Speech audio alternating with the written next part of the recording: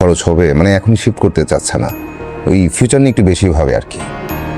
না, ও যেটা ভাবছে ঠিকই ভাবছে। এখন সেই জন্য কিন্তু আমি ছেড়ে তোমাকে অফারটা করলাম, তুমি তো রাজি হল না। ওই যে পার্টনারশিপের কথা বলতেছি।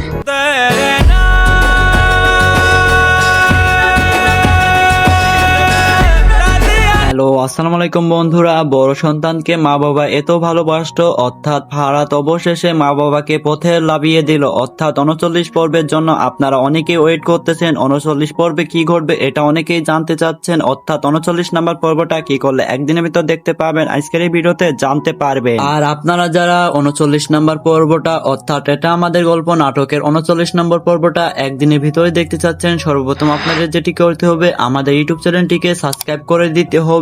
আপনারা যারা শুধু আমাদের ইউটিউব চ্যানেলটিকে সাবস্ক্রাইব করবেন তারাই শুধু 39 নাম্বার পর্বটা একদিনের ভিতরে দেখতে পারবেন। তাই অনুরোধ রইল, সাবস্ক্রাইব করে রাখুন আমাদের ইউটিউব চ্যানেলটা। এটা আমাদের গল্প নাটকের 39 নাম্বার পর্বটা অনেক ধামাকা হতে যাচ্ছে আপনাদের জন্য। অর্থাৎ 39 নাম্বার পর্বে আমরা দেখতে পারবো ফারাদের বাবা মা এক প্রকার ফারাদের ফোনে না পেয়ে তারা চলে যাবে বাসা ছেড়ে, অর্থাৎ তারা বস্তিতে চলে যাবে এবং পরবর্তীতে স্বামীর খবর পাবে তার বড় ভাই এমন কাজ করছে তার ফ্যামিলির সাথে। অর্থাৎ পরবর্তীতে দেখতে পারবো 39 নাম্বার পর্বে আমরা দেখতে পারবো স্বামী চলে যাবে তার বাবা মায়ের কাছে, অর্থাৎ মেহেরিনের কাছে বলবে তার বাবা মায়ের পাশে দাঁড়াতে হবে এখন। এই জন্য স্বামী তার বাবা মার কাছে চলে যাবে, অর্থাৎ বস্তিতে চলে যাবে স্বামীর এবং তাদের পাশে দাঁড়াবে এবার স্বামী। এবং স্বামীরের আম্মু অনেক কান্নাকাটি করবে, যাকে এত অপমান করত, অর্থাৎ স্বামীরকে এত অপমান করত, অবশেষে সেই স্বামীর এখন তাদের পাশে এসে দাঁড়িয়েছে। অন্যদিকে ফারাদকে তো স্নেহ করতো বড় ছেলে হিসাবে, সেই ফারাদ এখন অন্য জায়গায় চলে গেছে, অর্থাৎ তাদের ছেড়ে চলে গেছে বাড়ি বিক্রি করে দিয়ে।